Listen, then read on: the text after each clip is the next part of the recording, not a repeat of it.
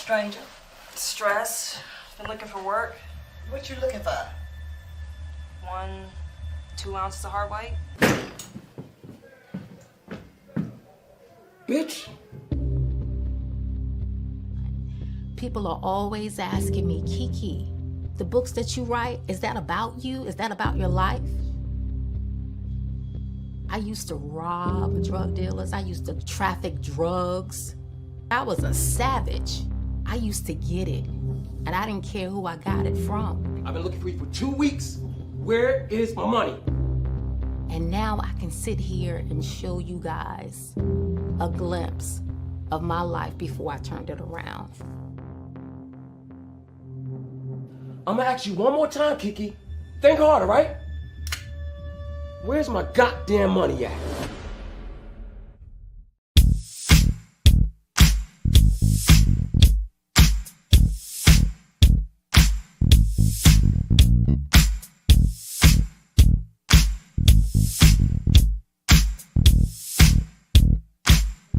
Mrs. Santana, you look stunning. What are you wearing? And tell us about this new venture in the fashion industry. I'm wearing a piece from my own line. It's called Kais, designed by my brilliant partner and friend, Karen Blackwell. Wow. Look at Adriana Santana. She's hot. I don't see Louis anywhere, though. I noticed Sheldon Chisholm and his family are here. Not to mention the other half-dozen criminals in here. Oh, no, you don't. We're here to have fun. But why are you here alone? Where's your recently acquitted husband, Louis? Louis is back home resting. He has his share of bright lights and cameras. We just want to leave that whole thing behind us. No work today. We've been here for 5 minutes and you're already profiling people? Come on now. And what else are you looking to see tonight? All of my friends, and to show off her brilliant work. Everything that you're about to see. We can't wait for it. The only reason I invited you is because you're my best friend and we never get to spend time together. Plus, you're killing it in that dress. Here comes Jess. I wanted to introduce you to.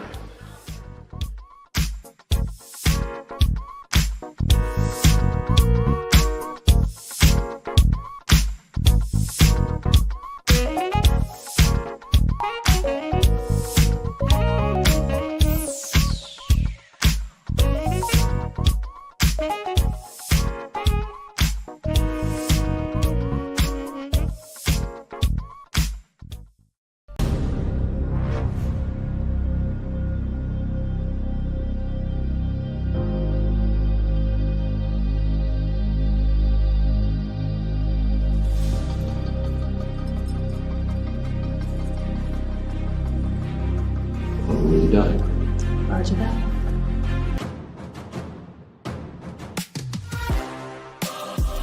Then why do you have it? She told me to keep it!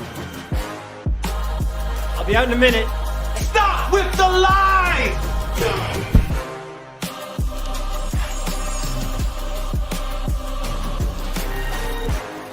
He's a very flashy Haitian with a penchant for violence. There's no one to play with, Haitian. Where's my goddamn money at? Sakura is dead. Play with me again. I'm tired of hearing you talk all the time. Save it. Save it. She's my friend. She's my friend.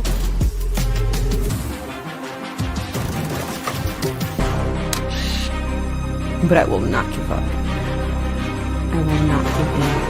And I will not get caught. Time to go hunting. And the winner is Wes Clark. Congratulations.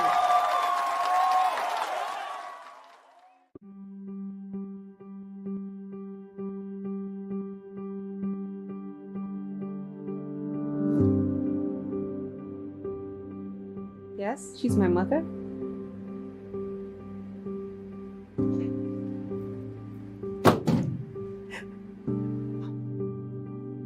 Rock stars. There is nothing like those wild, rebellious party animals. Entry number 60. When I decided to pursue acting, I never thought it was this difficult after weeks of being homeless, jobless, sleeping on my friends' couches. I'm finally here! Just take care. What are you doing? Shh. What's going on? Drive, they're Terry. coming!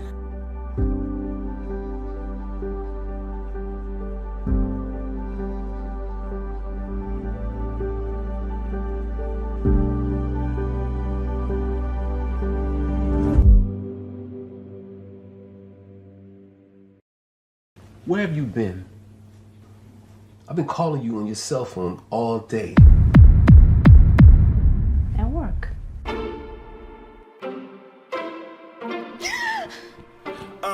Faith wake up, dope sick, fiending for a snip. Left the house, ain't tell her husband she was gone, she just dipped. Why is it that you are taking large sums of money out of our account every single day? While her family's at home, she's out there chasing that high. Roaming up and down the block, she run into this pimp guy. He's conversating with her, asked her if she trying to make cash. Next thing you know, she's in front of the pink house selling the ass. Then she gets dope sick again. She need that boy, so she out there searching again. She's tired of her life. For years she done wrong. Now she wanna do right. She go to rehab to get the help she need, and she tell her family.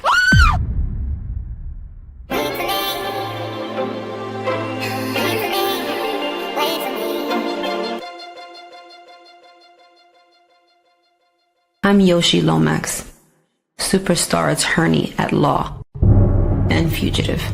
So, you're the famous Yoshi Lomax. Probably more infamous. I'm on the run from the federal government for crimes that I didn't commit. Gentlemen, I'm Deputy U.S. Marshal Sharon Starr. I'll be taking things from here. Not to mention being on the hit list of at least 3 of Miami's major crime bosses. I wanted to apologize in person for leaving so abruptly last night. Welcome back. That's Vladimir Kuzetsov, a Russian crime boss. He's been a suspect in over a dozen missing person cases. I mean, I didn't get here to be this successful for doing things the American way.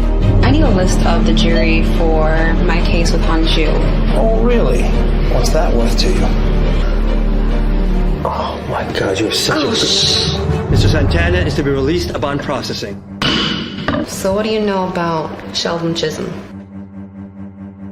What do you want to know about him? I really need to know if you're going to take my case. I don't have time to play, Miss Lomax. Money is not a problem.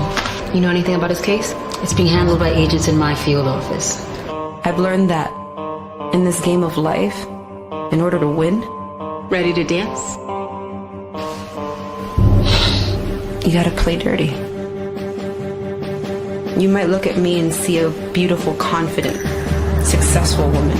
Congratulations, counselor. Yet another win. But underneath, I'm flawed. I'm broken. And I'm scared. So I have no choice but to run until I can find a way to clear my name. Miss Lomax is now considered a fugitive of the United States. Catching fugitives is my business, which makes her my suspect. You and your associates are relieved. Look. She killed one of our own. But I will not give up. All right, people, listen up. Get a picture of Miss Lomax out there so the public knows what she looks like. I will not give in. Okay. People, we got a game plan. Let's break and execute. I will not get caught. Time to go hunt.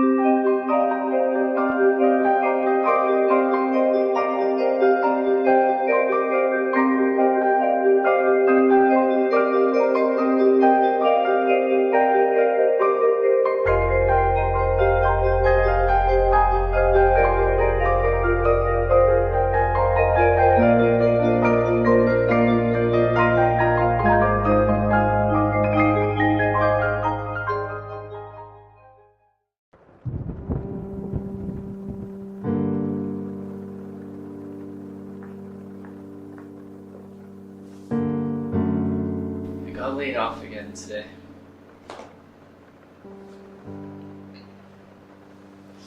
What's this? You going somewhere?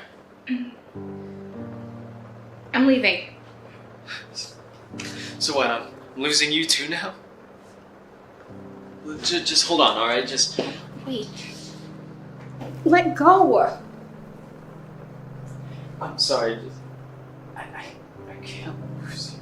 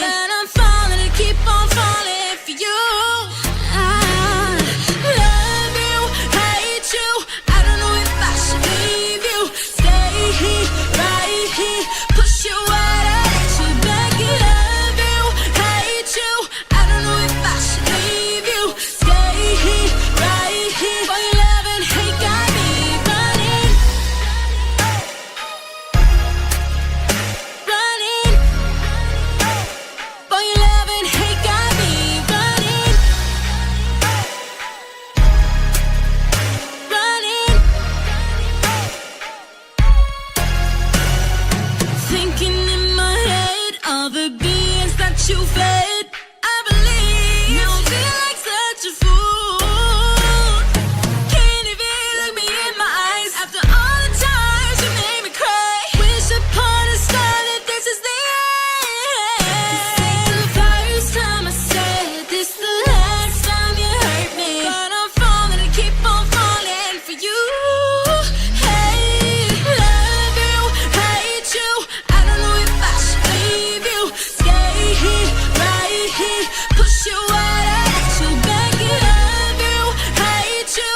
I don't know if I should leave you. Stay here, right here. For your love and hate got me running, running. For your love and hate got me running, running.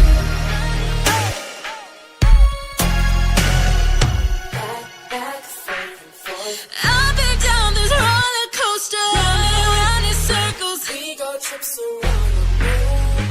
So confused, so scared, so alone, so unfair. It's so unfair, yeah. I love you, hate you. I don't know if I should leave you. Stay here, right here. Push you out, I let you back it up. You hate you. I don't know if I should leave you. Stay here, right here. For your love and hate got me running, running. For your love and hate got me running, running, running. Love it, hate not.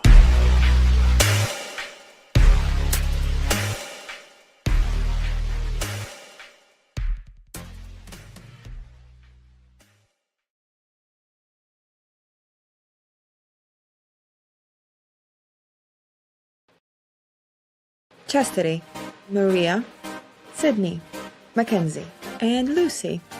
Well, hello, ladies. I'm Bella. I have a question for everyone.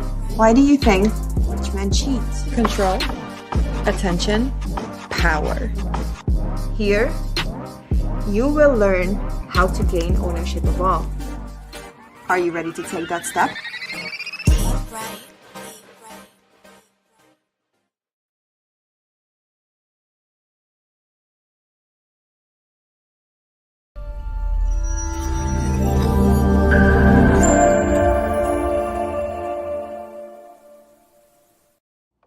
Hey everyone, it's your girl Catherine Nunez, and you're watching Real Talk with the director and the counsel on the IE Network. You know, it's funny how power works in Hollywood. 1 minute, it's about creativity, art, storytelling, all the magic that pulls you in. And the next minute, it's about who owns the story, who controls the narrative, and who profits from it. Right now, Warner Brothers Studio, one of the biggest names in entertainment, might be up for sale. And word is, the Trump administration is quietly backing Paramount and Skydance Media for a potential takeover. Yeah, politics in Hollywood, again. But this time it's not just about headlines. No. It's about the future of creativity itself. And while the studios fight for control, the creators are out here fighting for freedom. Like our guest tonight, Bobbi Jo Kitchen, who turned struggle into strength and made a business centered around empowerment. And later, we're taking a pause and we're going to talk about something even deeper. Domestic Violence Awareness Month. I'm sharing a piece I directed in 2019. It still hits home today because behind all the lights and the cameras, real people are hurting, healing, and rising. Tonight isn't just another episode. It's about power, purpose, and the price of both. Welcome to Real Talk. You tune in to Real Talk. Film. Facts. And the realness behind the reels. It's the director, Wes Clark. Lights. Camera. Conversation, let's go. We keep it real, that's real talk. Breaking down the game, no filter, just talk. From the classes to the blockbusters. Trust us, you can love us, you can hate us, but don't forget about us. We keep it real, that's real talk.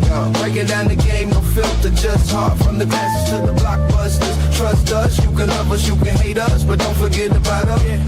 Hey, what's up? It's Logan Brownick, and you're listening to Real Talk with the director. Hi, this is Alana De La Garza, and you're listening to Real Talk with the director. Hi, I'm Diane Franklin from Better Off Dead and Bill and Ted's Excellent Adventures. You're listening to Real Talk with the director. Hey, I'm Stormy Maya, and you are listening to Real Talk with the director. Hi, this is Monique Free. You are watching Real Talk with the director. It's Vicky Judy, Orange is the New Black, and I'm here with Real Talk. Yo, what up? This is Jay Ellis, and you're watching Real Talk with the director. Hey, I'm Issa Rae. You're watching Real Talk with the director on Downhouse Radio. We keep it real. All I'm offering is the truth, nothing more. Nothing more and nothing less. What's going on? Welcome to Real Talk. Welcome back for another edition of Real Talk with Jedi Council and the director. I am the director. And we'll be with you for the next 90 minutes or so. Real Talk is brought to you each and every day by B2S Media. And we broadcast live via the World Wide Web on youtube.com/IE Network TV. And Facebook, aka Meta, the social network. And of course, IG and Twitter and all that other good stuff. Well, X, whatever you want to call it. But we're back. This being the last Monday that we have in the month of October. That is, October's a couple of awareness months, but I think it's Breast Cancer Awareness Month as well. And then you have Domestic Violence Awareness Month, which is why I'm wearing the purple. As I shared earlier, you saw, I think before the show came on, there was a video that I directed from an artist named Jamela. Shout out to Jamela. And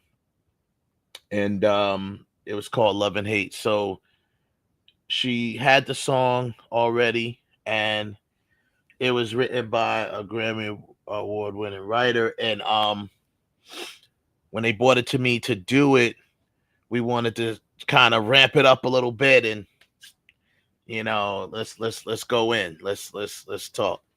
So there's actually a longer version of it. It's like a 12-minute like short film version of it that I'm obviously not going to show here tonight. It takes up too much time. But I will put a link so people can check it out. I am going to, when we go into that segment on the other side of our interview, I will show like the first 4 minutes of it, just so people can kind of get a glance of it and hopefully go check it out. It's right here on the IE Network YouTube page. And we have an interesting show tonight, with WB. Warner Brothers, man. It's always something with them. But with them being reports from comic book movies and other sources say that Warner Brothers Discovery could be up for sale, but whatever. Paramount Studios and Skydance Media, they are the front runners. Now, the interesting point is insiders claim that the Trump administration is supporting this move because they have contacts with the CEO of Skydance, David Ellison. He is a avid Trump supporter. He's kind of in on the whole situation. I don't know if he's MAGA, but whatever. And Trump is looking into, not him himself, allegedly, but the administration supports it. We'll say that. So with that being said, it's another case of politics in Hollywood. Not the first time they've crossed paths, right? But this time, creativity itself could be on the line, because what happens to HBO? What happens to DC? What happens to CNN? There lies the answer there. We all know how Trump feels about CNN. He calls them the fake news network. So, yeah, it could be a power move. But we'll talk about that on the other side of the interview. However, I just want to put that out there. We'll unpack it a little later in the show. But definitely, and the other question is, more importantly, for you DC fans, what happens to James Gunn? Now, James Gunn just recently came under fire after he put out the Superman movie with the right wing. The right didn't like the Superman movie. They thought it was too woke. They thought, a lot of things about that. You took away the truth, justice, and the American way. So he's not on their favorite persons list at the moment. So what happens to James Gunn if it is indeed sold to Paramount / Skydance? Will he leave? Will they get rid of him? Will he leave before they get rid of him? I don't know. We shall see. So before we bring on, and we also, we'll talk about the domestic violence stuff, and we have a guest, as I said in my opening, Bobbi Jo Kitchen.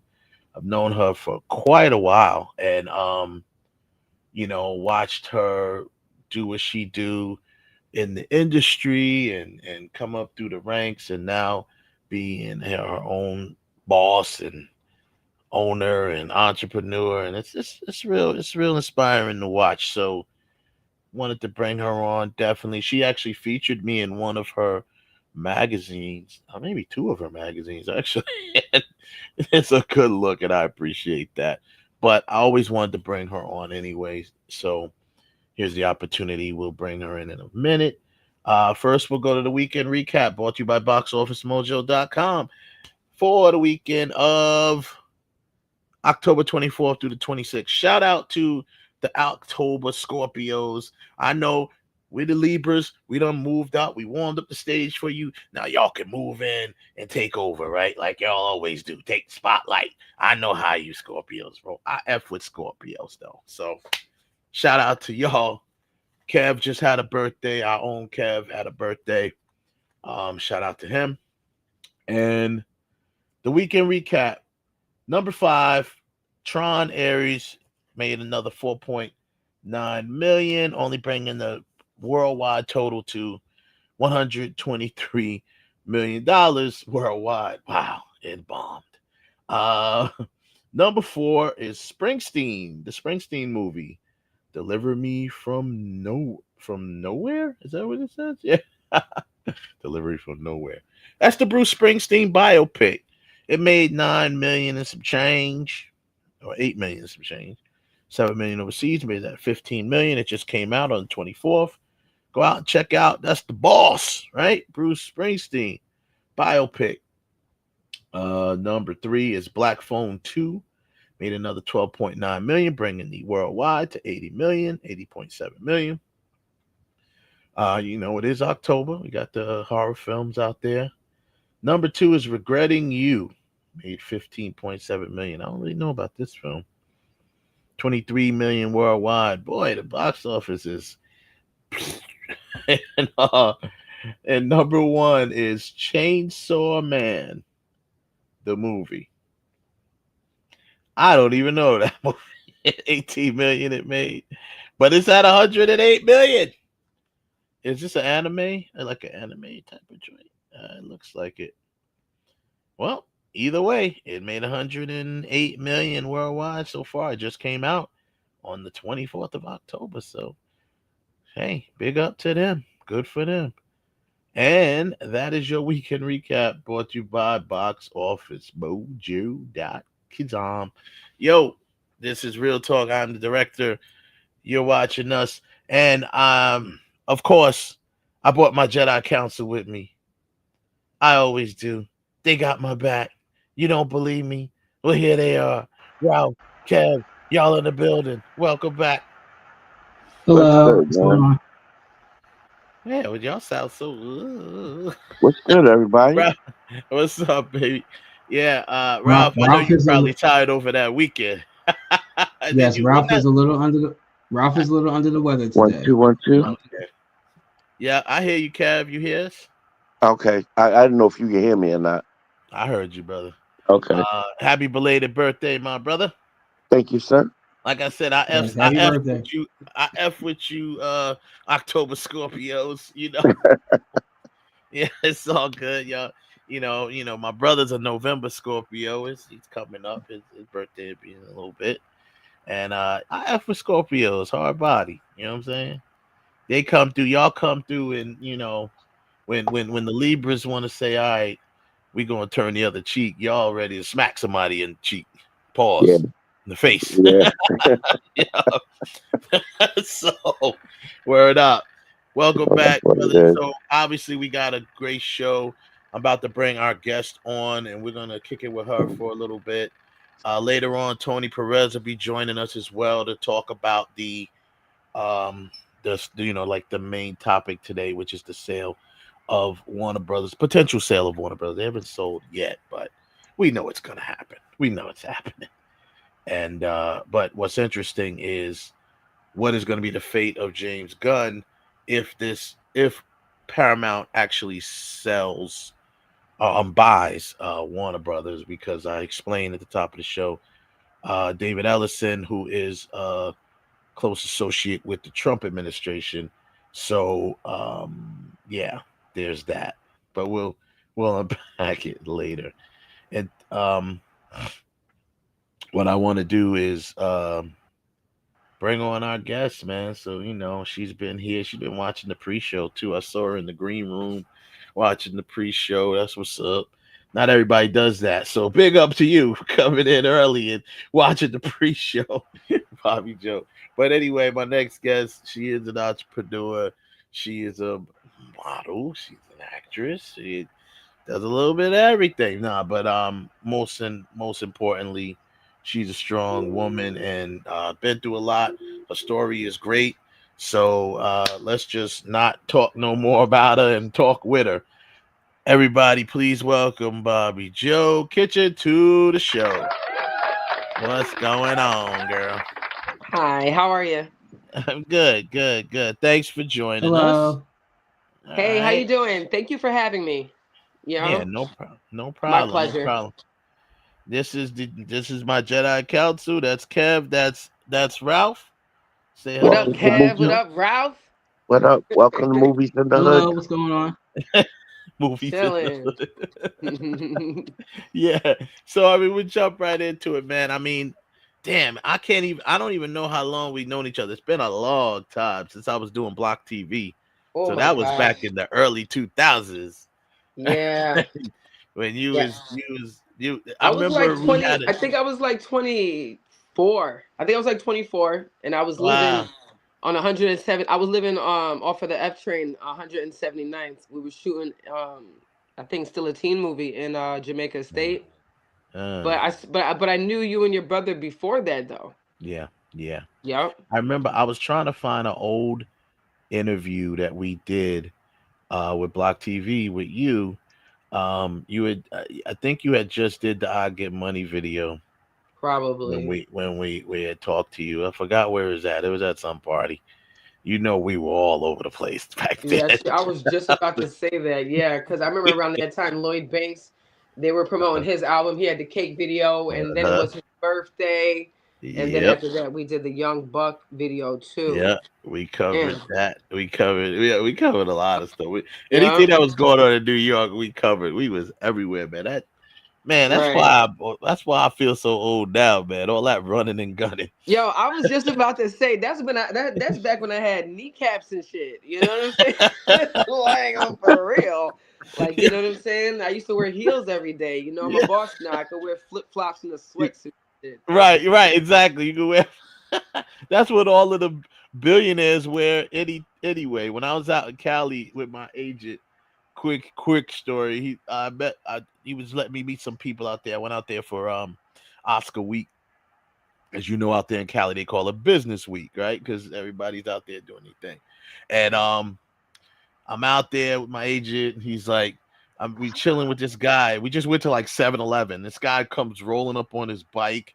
He's got looks like he just rolled off the boardwalk on the beach.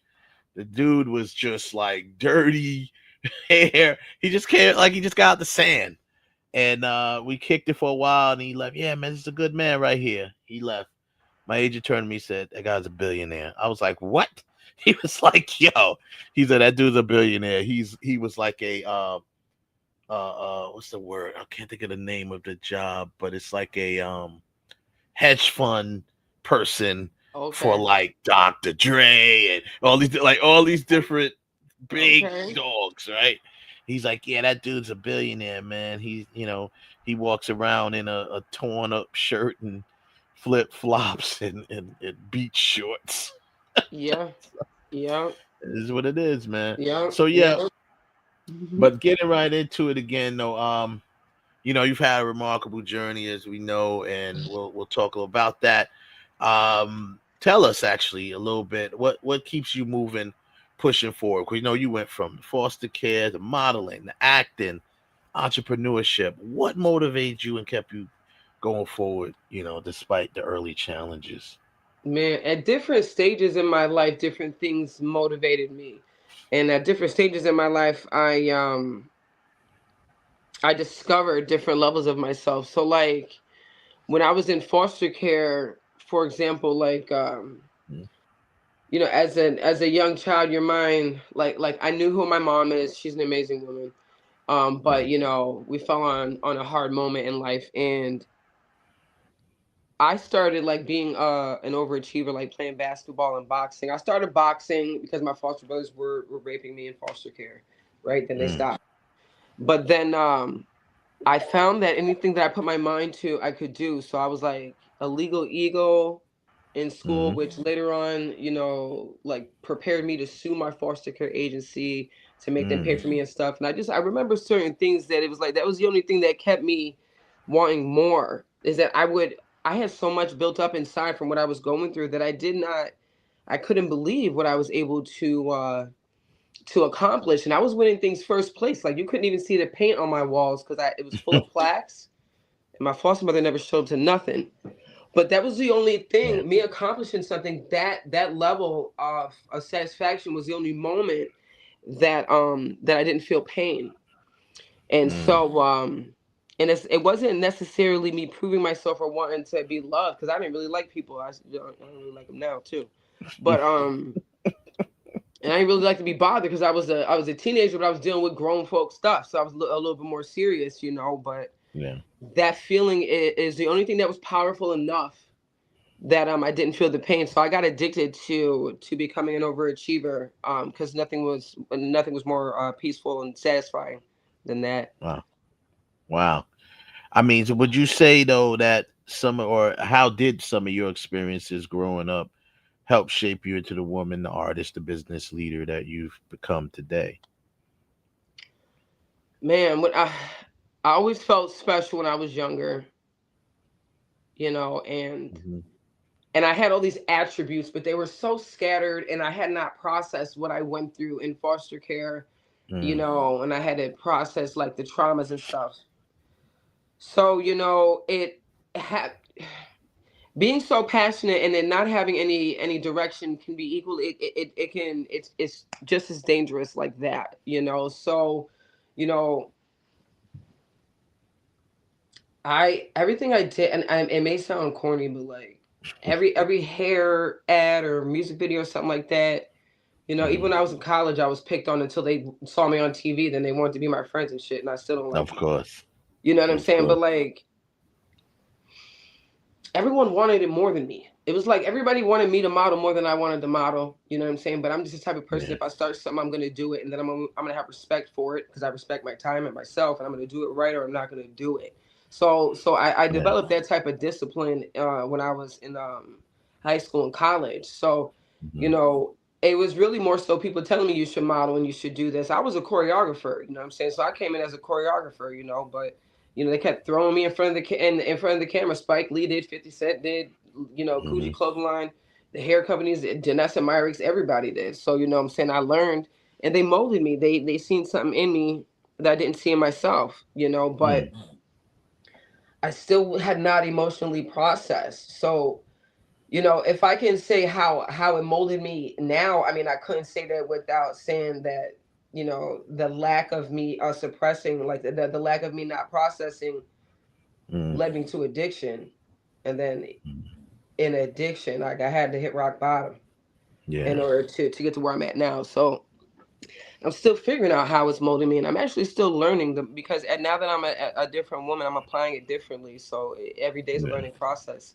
Things that happened to me 10 years ago are just hitting the dust now. It's crazy. Yeah, it is. Wow. Tell us about your whole venture, I Get Money Enterprises, and your two magazines. Just give us a little overview of that. Yeah, so I Get Money, I started that because I'm the female that discovered the I Get Money beat. I'm about to have a whole show about that. I got some TV show offers actually. But like it was just from a passion because I see like I get I don't know how to explain it. I listened to my gut. God gave me a signal. I was very passionate, you know what I'm saying? And so like, my passion was stronger than any type of doubt or influence that I had around me. So I had that in me, but it wasn't until like I had to be addicted to drugs for 10 years in order for me to build I Get Money, to be honest with you, because it was in rehab when I discovered that I was a miracle. And then it was in a mental facility that I got back my artistic capabilities. So to be honest with you, those two major pieces of myself from being in rehab, and I was in 4 rehabs and I was in I had 8 mental facility stays.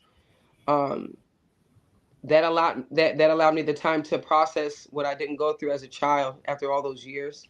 And I was able to dig down into my character defects and stuff and really do some CBT and DBT. Now by doing that, shit, it took years, and then long story short, boom, everything goes into I Get Money. Fiend magazine is because I was a fiend, straight up. Yep. Really? I mean, yeah, I'm straight up. That is interesting. I was wondering what motivated that name. Because people don't want to accept that. People don't want to accept it. I'm like right in your face like that. That's not really my problem. You know what I'm saying? But like, I have another plan for another idea for Fiend magazine too. I'm talking with some partners, but freaking, and then Silk magazine was just the other side of me, my soft side, Oh, okay. or because I look like Silk, you know what I'm saying? Right. So it's like two sides of me. It's like I was a fiend, but I don't look like it. I look like Silk, Right. Oh, that's what's up. That's I was wondering. I'm glad you brought the where the name came from, because I was wondering why you decided. Yeah, I was a crackhead. Call it that 2 years ago. Straight up. I I mean, I can smile. I can say it now. I can say it you know, without it even hurting me anymore. You know what I'm Yeah. saying? But yeah, I was a fiend, but I look like silk. Wow. So now you went from, as a woman in entertainment, you moved from you kind of went from the behind the camera to in front of the camera to back behind the camera now, so to Yeah. speak, behind the scenes. I mean, how important is ownership and creative control to you? Because that's kind of like a theme that's going on through Man. this particular episode. Yeah. You know, I know that when I work with Spike Lee, you know, I met them as they put me in front of the camera. But when I worked as a production assistant, I seen the value in the hours and the man hours and everything and how he treated people and stuff. So I saw more of the value in the relationships and Yeah. then the work ethic that goes through the camera that goes, you know what I'm saying, into that. Now I learned a lot from him, even with the I Get Money beat, with the EMI publishing deal and stuff like that. I learned a lot about from that, building thisis50.com and all that stuff and the ownership of that. So Yeah. like now, you know, like recently I had a TV show want to me to do the show, but then they wanted me to pay them for my likeness, and I was like, why would I pay you when my company's going to be able to do it in 3 months if I put that money That out? Like doesn't I even, just so doesn't it's even like sound right.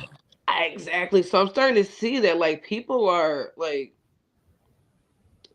you just gotta stay in your own and own your shit. You know what I'm saying? And to me, the patience, like I put a post up earlier today.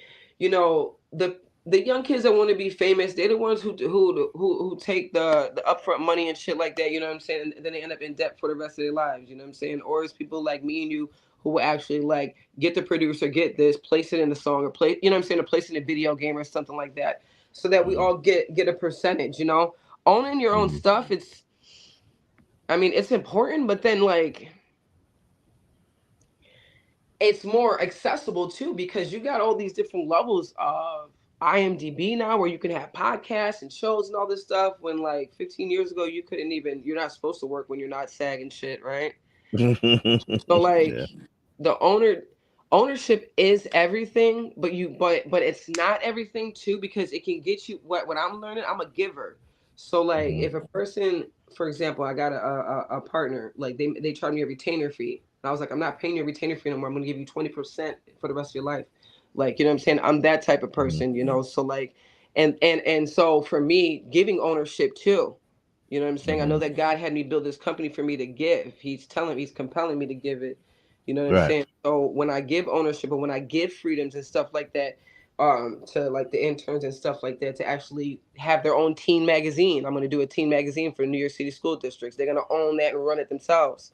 You know what I'm saying? Right. It's very empowering and stuff like that. And yeah, I mean it's important. It's it's so important to own your stuff, but at the same time, it's also important to give away ownership too to the right people. That's interesting. Well, it's got to be the right. It's definitely got to be the right people, because you can mess around, and not, and pass that on, and everything you set up before that could just crumble if you put it in the wrong situation. So I definitely feel you on that, and I love the fact that you really look to financially uplift people, because there's so many people in the game that don't want to, that don't to this day.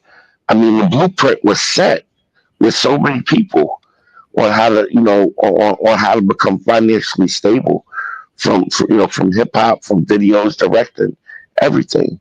And it's surprising just how many people are not putting money back into their own selves, into their own business, and then pulling people along with them. It's crazy. Oh yeah, most definitely. That kind of leads to another question that well, it doesn't lead to another question. I'm actually moving to another question, but it's more about the purpose and empowerment and stuff like that behind what you do. But that kind of does tie in with the empowerment part. But I know from talking to you personally that you become strong in your faith. And how does faith and the mindset play a role in the way you approach your business and your creativity, because it kind of feels like it's present because of you saying you do things that help other people gain as well as you. Yeah. So I understand the agreement that me and God have. You know, He's gonna continue to uplift the pain and my depression. I haven't been depressed since I started this company. And so when because I worked so hard to have a relationship with Him, there was like took me 4.5 years to get sober, but there was 2.5 years where I was just writing in my notebook, saying, "In the name of the Lord, I rebuke the devil."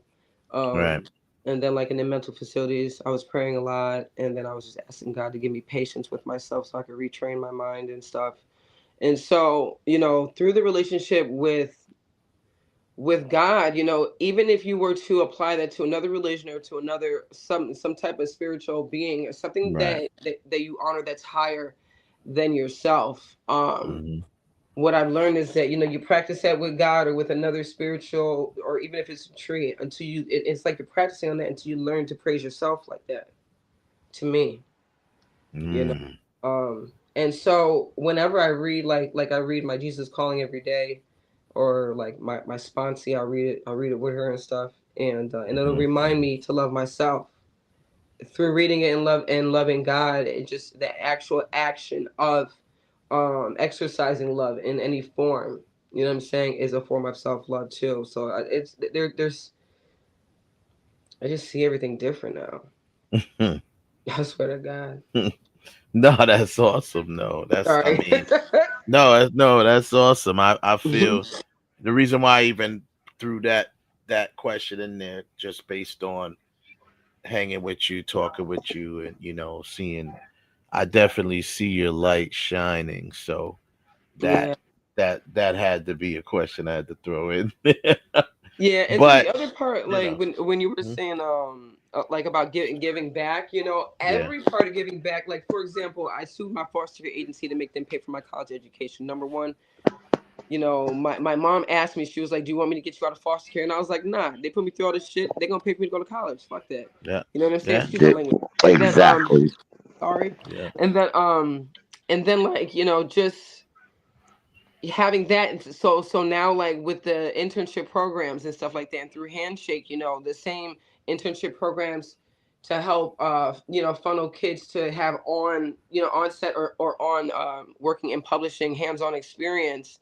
You know, I Mhm. offer that to the kids that don't want to go to college, as long as they went to the schools that we implemented the programs to, because I feel like the kids shouldn't be forced into it. So there's a lot of little protections here and there, and there's a lot of insight that I've learned that actually I implement kind of like in a nurturing way that people don't even subconsciously, but it's kind of like you like nurture it into the magazines, you nurture it into your conversations and into your contracts. You know, it's Mhm. crazy. So it's like I'm stern, but I know how to nurture and make it make sense and make sure that everyone gets a percentage where all I got to do is produce dopeness, which I do, and then everyone's like, yeah, you know, you know. That's what's up. And it's funny we brought you on, now, because I mean it just so happens to be the last, Monday for us in this month of Domestic Violence Awareness Month. Mm-hmm. And I know we've had conversations about that too, and you're an advocate. Yeah. And yeah, so that's why I wanted to. I usually during October, this has been a crazy October for me. I I turned know I turned 50. I got into a 4-car crash. that You know what I part. mean?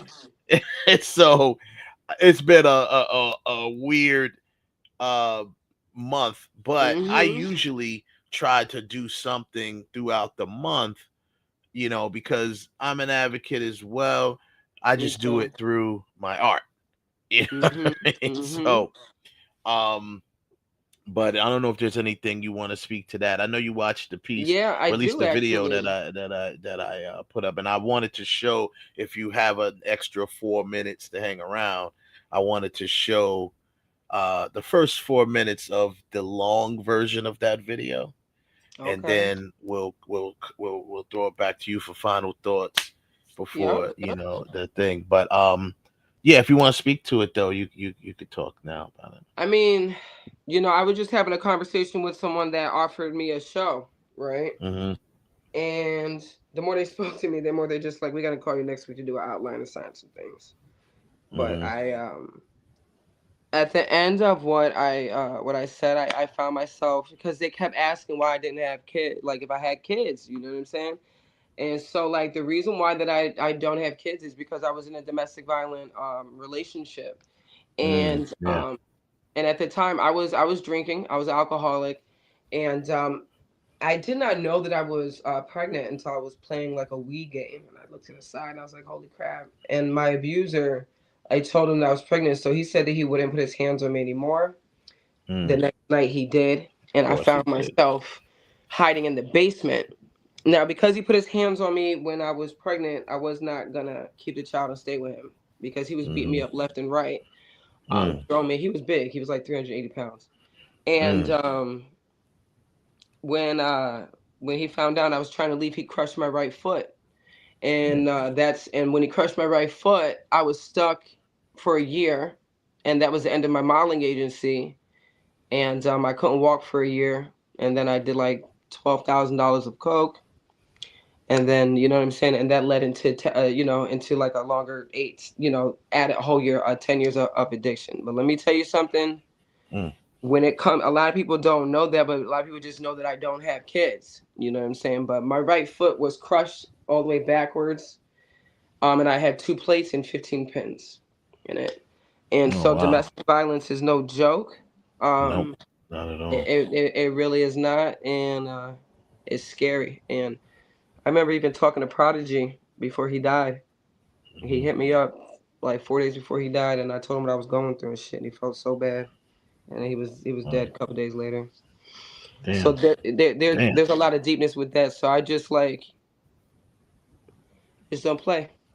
That's it. No, it's nothing. I mean, I've been the outside looking in, witness going through it with people that I knew, close people of mine, and that really kind of what inspired me to create art, to raise awareness. That's the best way I feel I can contribute.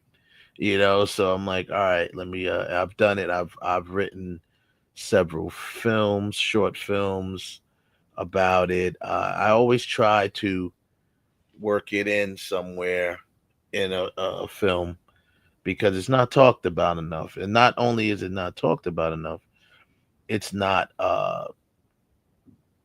shown enough in a light where, yes, it is going to be it's not going to be pretty, but the overall message should definitely it should definitely hit home, because it's like I said, that's I kind of got it's like I said, it was video just that something you did is amazing. I love that video. Oh, thank you.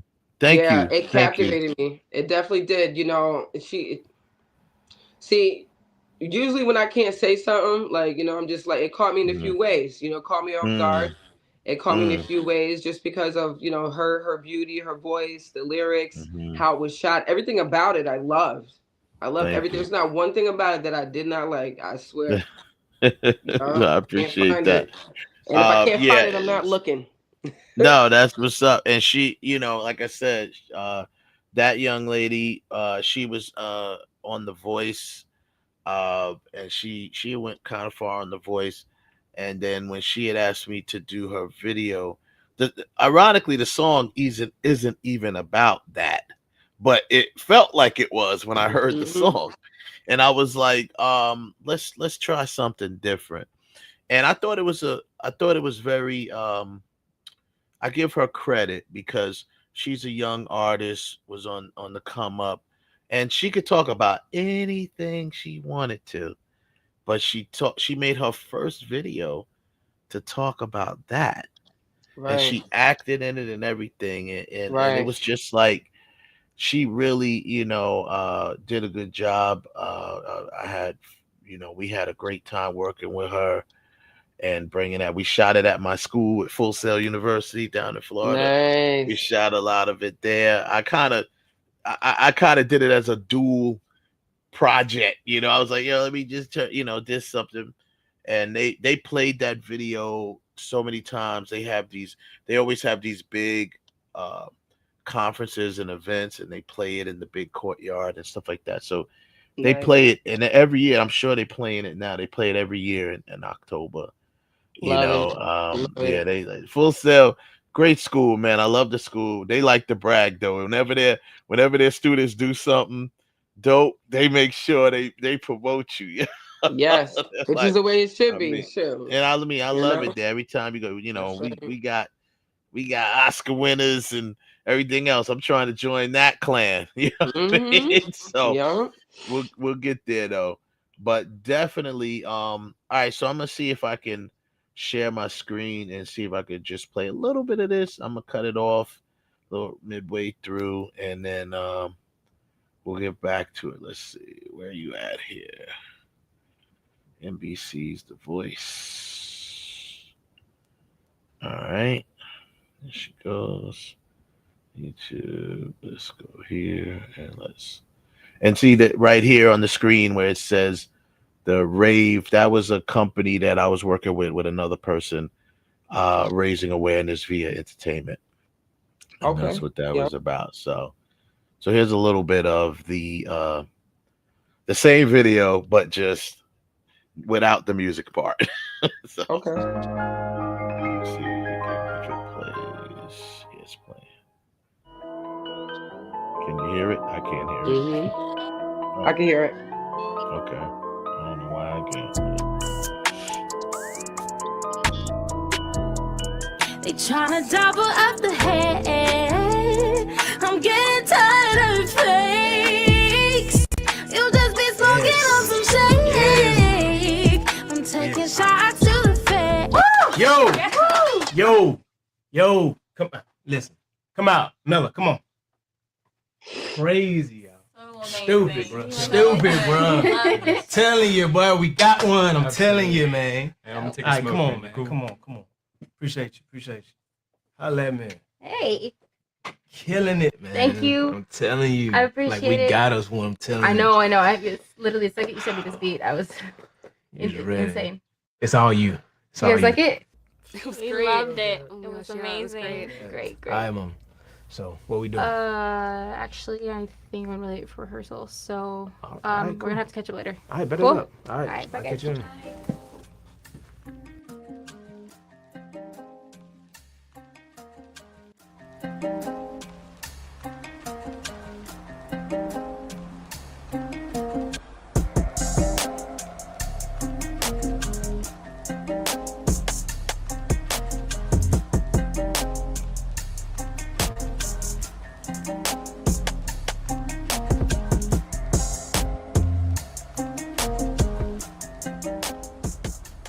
Hey!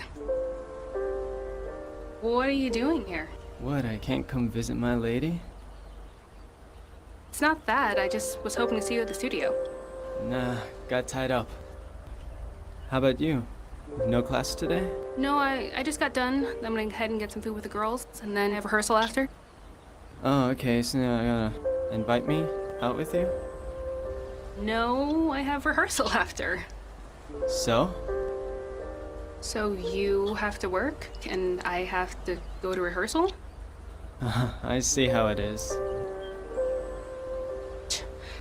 You serious? I'm just doing what I always do with the people I'm always with. Looks like your friends are getting a little restless. Why don't you tell them to go on without you? I'm going with them. Is there a problem? Yeah, actually, I need to say something to you. Okay, so say it. Actually, it's more like a question. Okay, so ask it. Here he comes. Are you cheating on me with the studio guy? What? Babe, no. Why would you even ask me that? Because I saw you and your girls getting all cozy with like 4 or 5 dudes up in there. You came to the studio? busted. Why didn't you even come in? Why didn't you even say hi? Because I didn't want to interrupt your little session. Oh my god, you're being ridiculous. Oh, am I?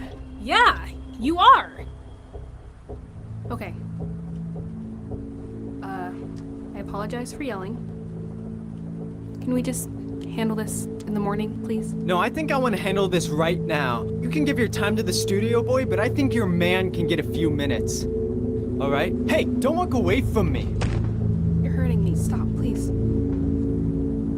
Get in the car.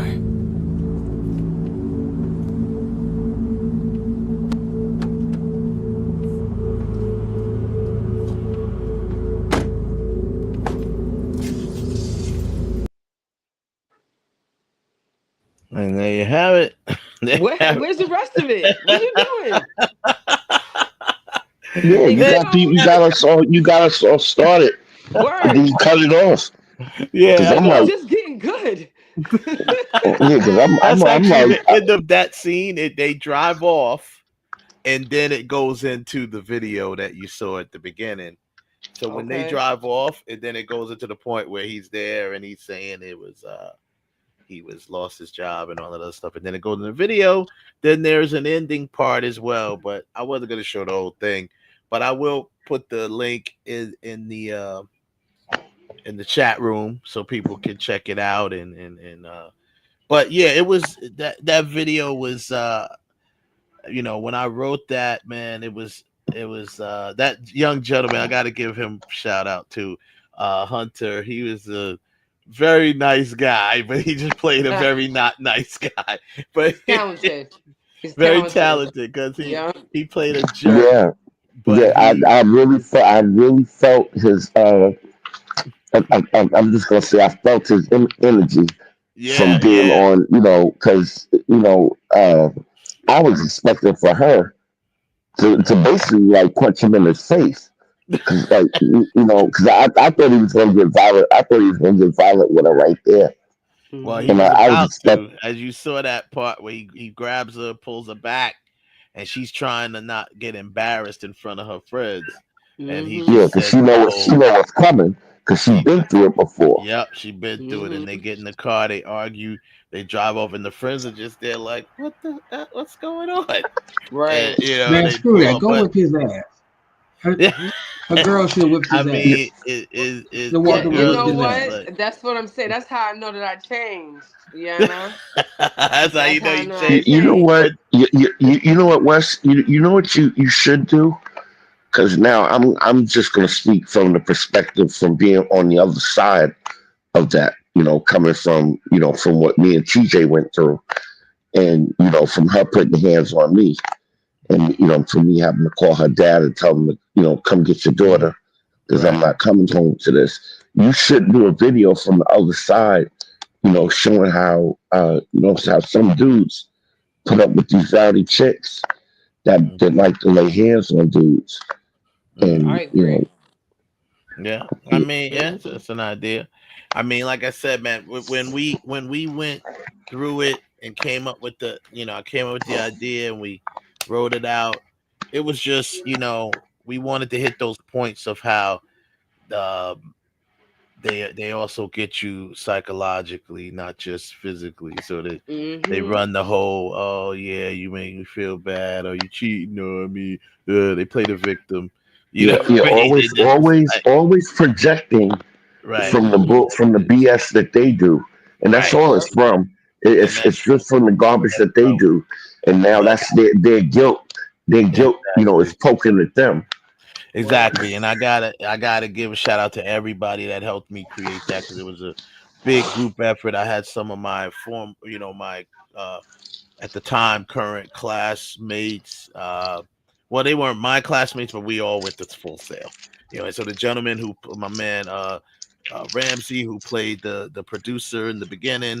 The gentleman, the producer, they talking. He had the hand on the leg, and so like all that stuff. Yeah, what was that about? Because that's what I thought. I thought that was sliding into something too. When he put his hands on the. Peeped her walking away. I was like, Yeah. I wasn't done. I swear. I was like, boy, man, look now. Look, Look now. let me tell you that I gotta defend it. Let me tell you the quick little thought behind that. We told him to do that at last minute, right? And it's so funny. Once again, my man Tony Ramsey, bruh, he is a perfect gentleman. So he's like, yo, why you always cast me as creeps? I was like, definitely was the creep. I was like, bro, and he nailed the look, the after look. Yeah, eyeing it like it's like a piece of. He was like, he's like, why you always cast me as a creep, man? And yo, as soon as he put, such a good job. That's one of the best creeps I've ever seen. He's a gentleman, no. And I see him in person we told a him lot. to do that at the end. We were like, yo, just look at her walking away and stuff like that. And I was that irked my nerves, yo. Irked it. But he's kind of like when he touched her, I was like, he watched her look, did that look. I was like, boy. Yeah, it reminded me. Nailed it. That reminded me of times of being in the office, and you see dudes doing stuff, and you're like, yo, what are you doing? Right. Like, we made that happen because we had to have something that, as you know, when she's talking with the boyfriend, he was there, he saw it, he was looking at it, so we had to do something that was just kind of a little bit out of. And I mean, let's be honest, we going through stuff that people go through all the time. Yeah. Artists. I used to be a producer. I used to be a music producer. So I work with artists all the time. I've been in studios a million times. And some of them go through stuff like that. So we wanted to touch on, no pun intended, we wanted to touch on a little bit of everything. And the funny, and you know what? And the other funny part about this that I want to put out there about Wes is that Wes has a policy on set. If you're a part of his team, whenever you're on set, you're not allowed to date or talk to anybody on set. Not while we're filming. Not while the production is going. I say, no dipping your pen in the company ink. Word. So, but and give me back my pen. Yeah, I mean, I don't care. I'm the hater. Y'all can call me hater. It's all good. Excuse me. I'll be hating, but but we just wanted to kind of hit that point where he's almost like a red herring because I don't revisit him. I don't revisit his part.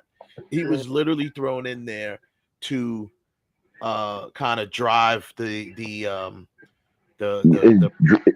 point home, to drive the point home of the abuser, because he saw that, and what he did was kind of like he exaggerated a little bit, because he's like, oh, he was up in there with like 4 or 5 dudes. It was literally 2 dudes in there. You know what I'm saying? The engineer, well, no, 3. There was one guy sitting on the couch with 2 women. Then you had the engineer who got up and left, and then you had the producer. So it was and the guy sitting on the couch technically don't count. Yeah, he's in there with the girls. He was with the 2 girls. Yeah, he was chilling with the 2 girls. So, but yeah, I'm glad. I just wanted to show that. I haven't shown that in a few years, and it always reminds me that you can also help heal through art. You know what I mean? And that's why I try to push that on to the people that I know that may be going through something. And I know the ones that I did know that was going through it were creatives themselves, and they were able to create and heal through the art. Yeah. So I'm glad you had a chance to watch that with us. I loved it. So, I loved it. I appreciate that. I'll send you the link if you want to watch the rest of it. Yes, I do actually. Now I'm like, come on, now you're gonna leave me hanging like that. It goes through a whole thing. And the last thing I'll say about that is that artist, like I said, she went so in for that, and she's never, thank God, experienced anything like that. But she really went in on that with the character. We actually did a visit to the Orlando safe house. And obviously that was amazing in itself, because you're not allowed to film there. You're not allowed to film at Right. those places. So we were just in the office. We didn't film in the house, you know. And actually, they took us through certain parts of the house that we was able to film, but everyone was gone. Like they made all of the people who lived there, all the residents, they left for that Yeah, day. yeah, because And they have to yeah. protect their privacy. Yeah, you got to protect their privacy. Yeah. And we even getting there was like, I felt like I was blindfolded, getting driven there. You know what I mean? Because you Yeah. can't even Yeah. tell the road. That's why it's called the safe house. That's why it's called Yep. safe house, right? Yep. Exactly. Even if you call there, they can't tell They you if will not anyone's tell you there or who. anything like They that. won't tell you any None of of that.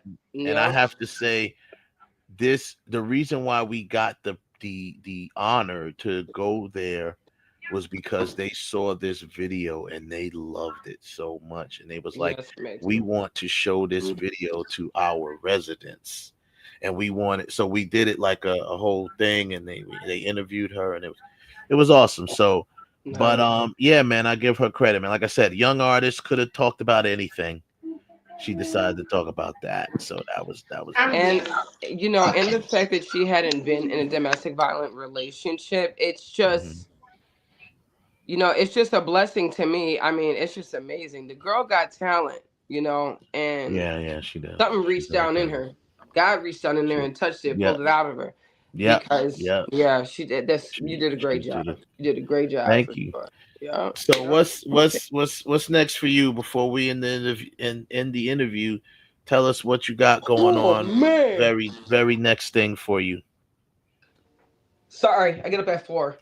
I know you two are much of an early riser for me. I be getting I'm not even gonna front. I don't even beat around the bush no more. 5 a.m. text messages from you. I'm like, no, I'm not answering that. Yeah, word is born. Yep. No, that's right. Early riser, man. Get that worm. Get that worm. Yeah. So right now I have my 2026 calendar, right? It's available at wallperiodicalsonline.com. I did this calendar for the inmates again.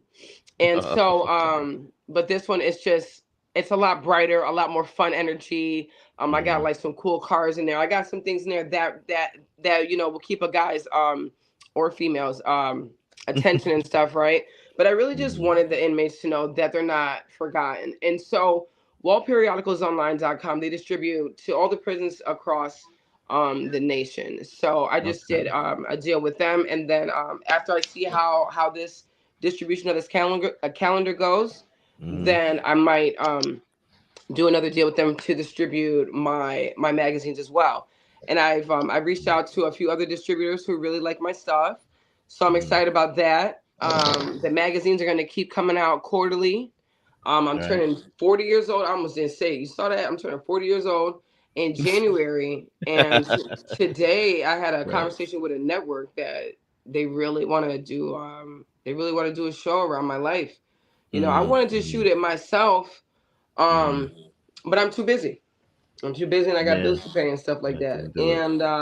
And there, you know, what I'm realizing is that like a lot of my vision in the grand scheme, what's happening is that God is putting smaller entities and different people and stuff like that into place that actually fill a service that makes it so I don't have to build so much of a big company.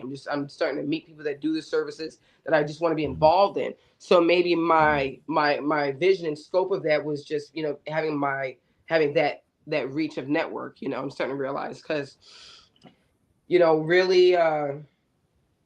really just driving home the fact that I'm about to go into motivational speaking as well. Okay. It's important to me, you know, that I got the magazines up and running, and that you know they're going in the right direction, and then we get the distribution so we could reach everyone and stuff like that. But my presence is different, you know. My voice is different. I don't look like what I went through and stuff, and so that's a transition that I'm going to be making coming in January.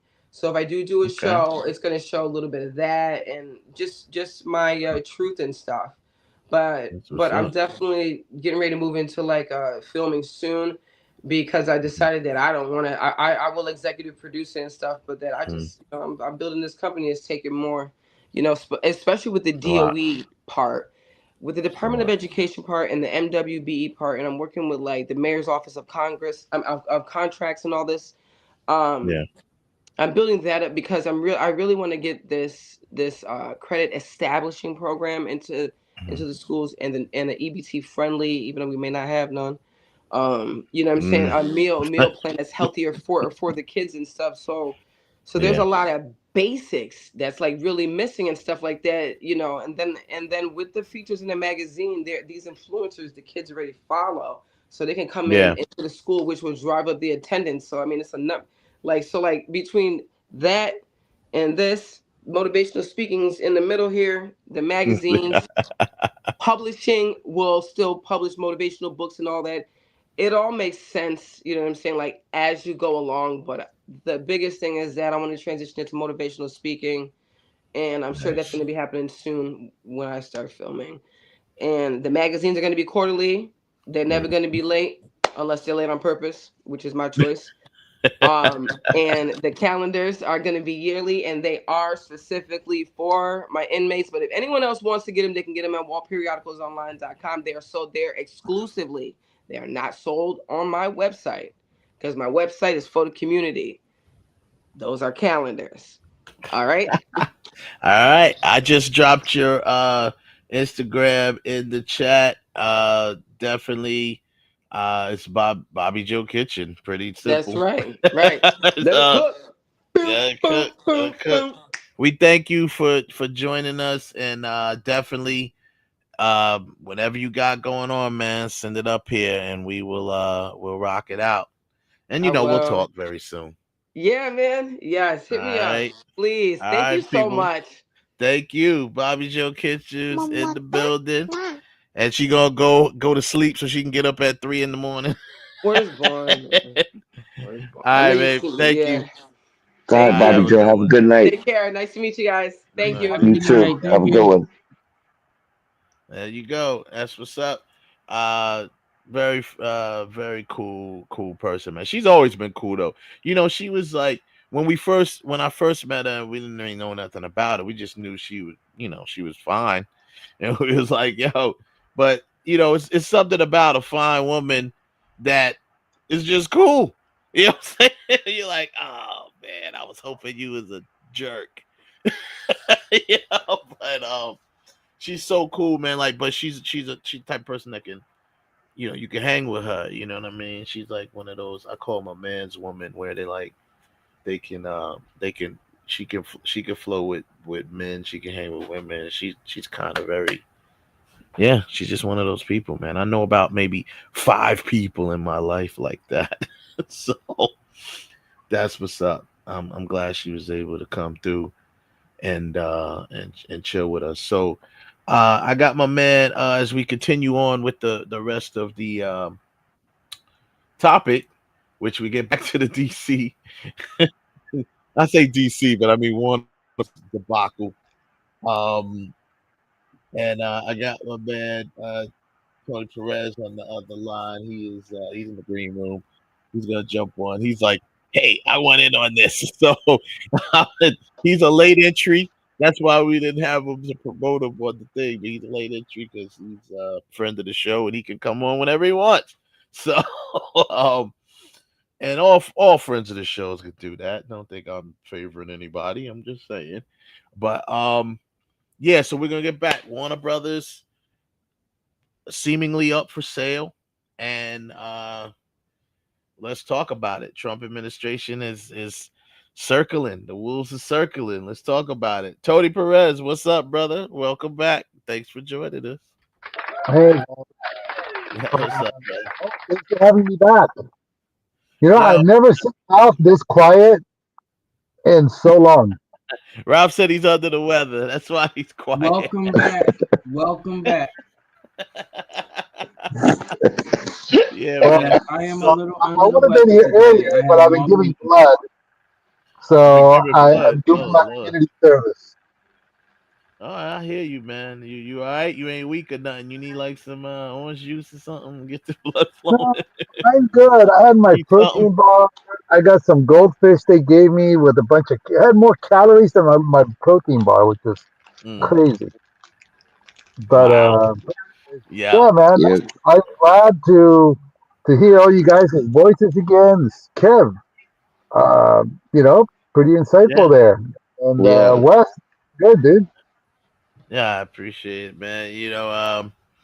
So the line between politics and entertainment has never been thinner, right? Possible merger could reshape how stories are told, not just who tells them, but how they're told. If one company owns half of the culture, who decides which stories matter? And what happens to creative independence when political interests start shaping the production?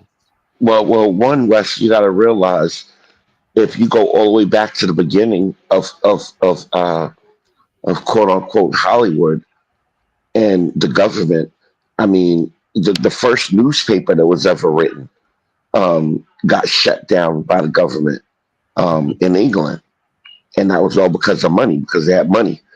And I forgot what the name of the publication was, but it was the first newspaper that was ever written, and it got shut down. I believe it was by the British government. So it's always been news has always been a part of the government. The government has always pretty much dictated it as much as they can. Kev, this is way more than just propaganda and whatever the government wants out there and stuff like that. It's going back to the '60s, basically. We're literally reliving. We're literally reliving like the '50s and the '60s of communism. They are purging a people. They are purging a voice. They are purging history. They're purging. And this is the scariest part about this whole conversation. Because Ellison is a buddy of the Taco King. Yeah. Yeah.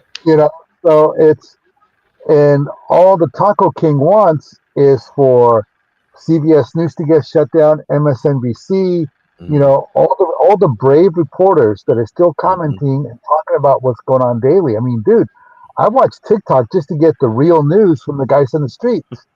Because none of the corporations are talking about it. Like all the raids that happened in Idaho over the weekend in a small town in Idaho that bypasses the 100-mile barrier for ICE to go, and they raided a town that is 98% Hispanic, only 2,000 people, and they had over 200 agents, helicopters, the whole thing, just the same way they had people going to Chicago.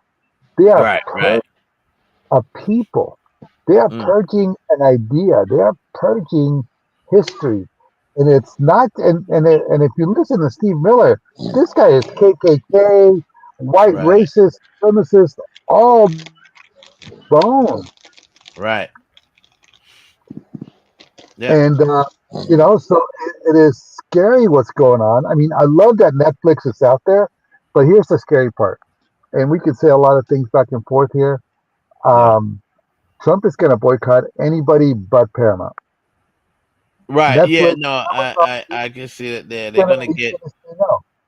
Yeah, everybody with Paramount. So let me just give a little more context to it. So there's an article, and I mentioned earlier on comics, book, movies, and there's a lot of other articles as well. I think even the trades covered it as well.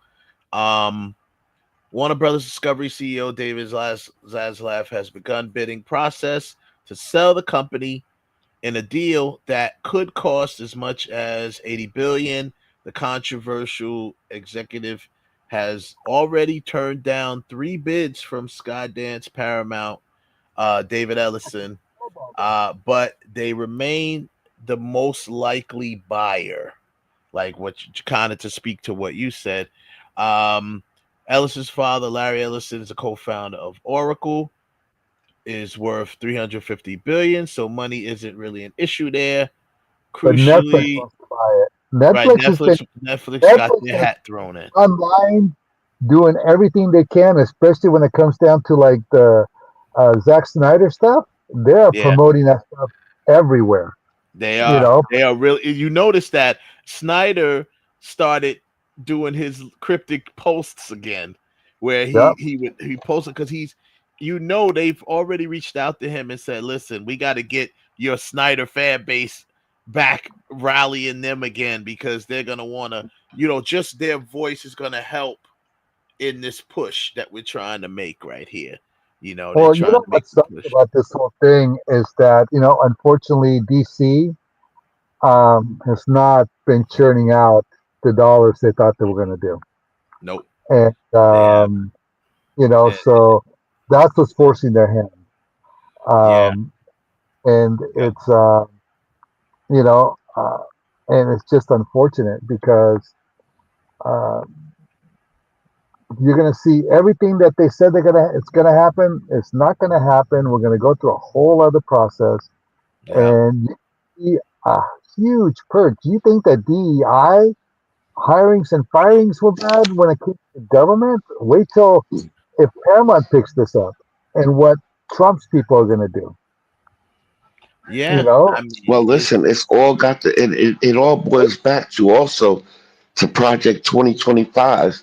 It's all a part of their plan to control the media. That's the next step.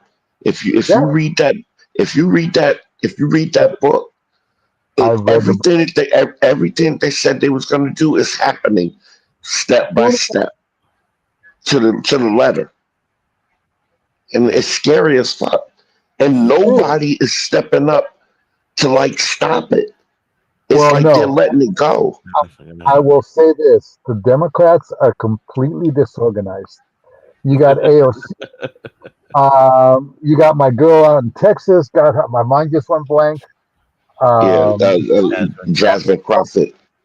Damn, that girl's hot. Just the way she speaks. But anyways, I digress. You got her and Jolanda. Another girl another woman that's in another district that's really close with Jasmine Crockett and AOC. It's funny how when AOC went back after the election, AOC went back and was talking to her constituents, and she was asking them, what happened? How did you guys vote? And they said, "Oh, we voted for you. And we voted Democrat all the way down the ticket, except for Trump." And she's like, "What? You did what?" Like every other person she was talking to. And it was the Hispanic, I hate to say it, but it was a lot of Hispanic voters that they literally was just like, you know what? He's gonna bring the change that we're looking for. And then those same people 3 weeks later was asking, "How do I get my vote back?" Wow.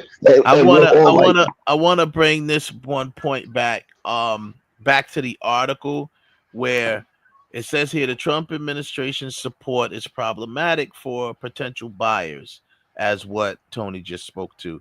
Comcast, for example, includes the anti-MAGA coverage of the cable giant's far left network MSNBC, and owns NBC, the network that airs Saturday Night Live, a show that ridicules Trump every week.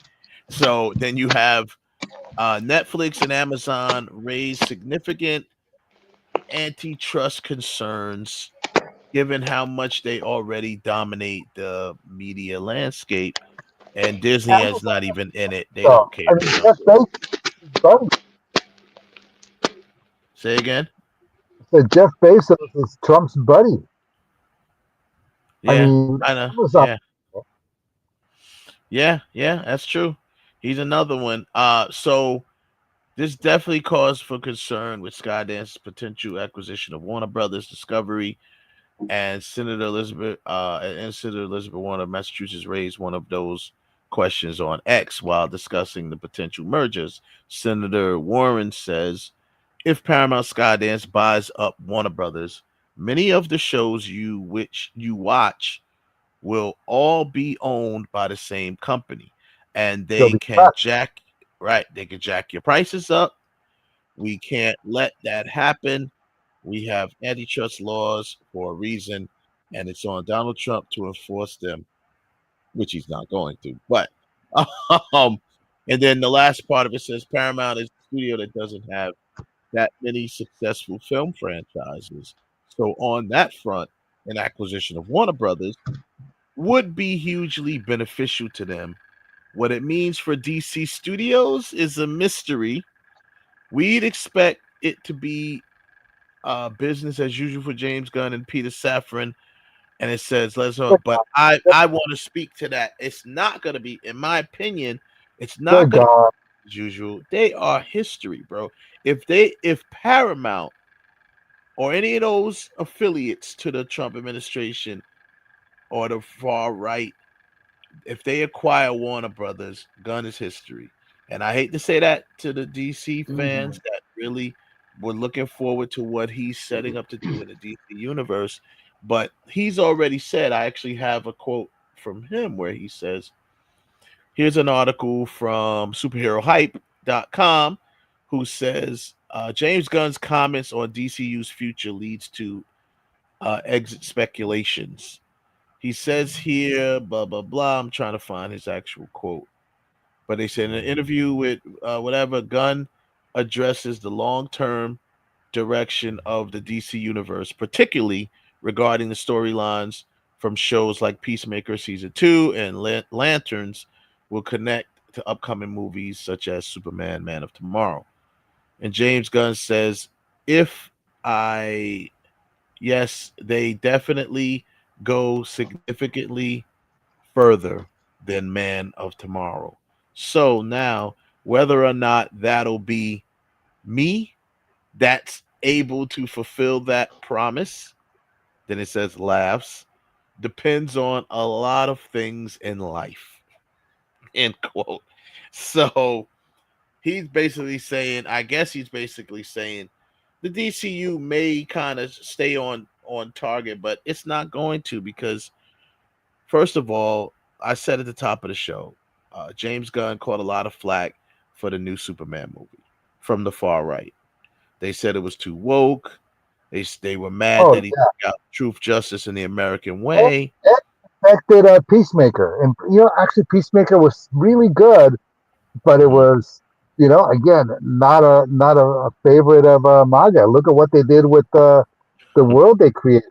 It's like, oh shit, okay, they're like, so it's this. Yeah, I mean, the whole problematic thing, period, is obviously when politics gets into anything for that matter, but especially when it comes to the movies and stuff like that. Now, granted, let's be fair. Both sides use movies to push agendas. They do. We all know that from everywhere, from everyone. Everybody's got propaganda. Everyone, they all got it, right? So, we know that. That's to be fair.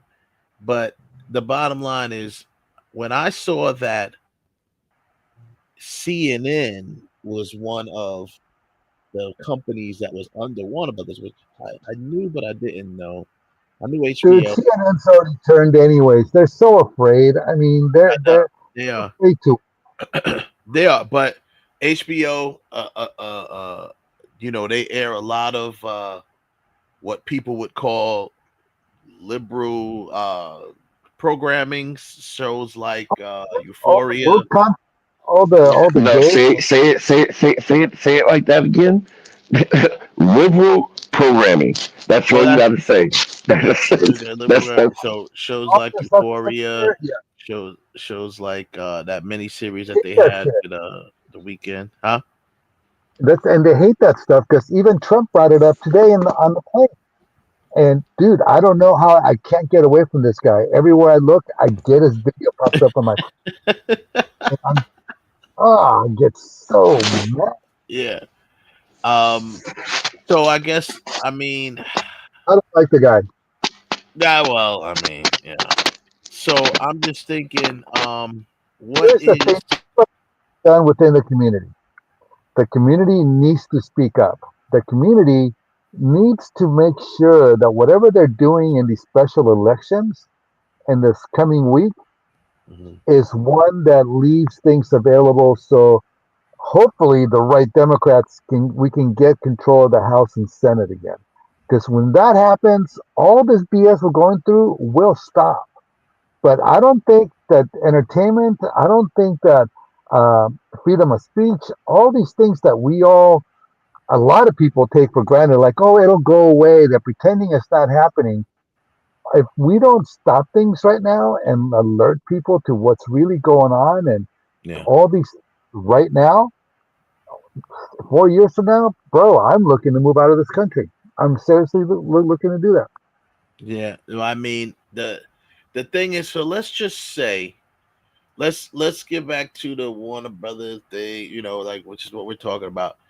Let's just say that happens, right? Um, let's say Paramount purchases Warner Brothers. We already are in agreement that Gunn is going to be probably gone. Guns out, unattended, and uh, so, okay, yes, thank you. I'm here all week. Thank you. Um, but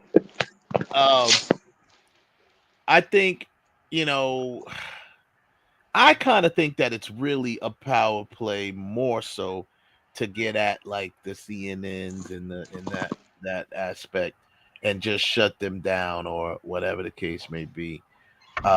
As you can see, equally the government is sticking their noses in everything that movies, sports. They, now they're in the sports and they're trying to pull people out, gambling and this and like nobody cares. Who Someone else at the NBA, cares? and now yesterday or today talked about baseball. Both the teams are losers.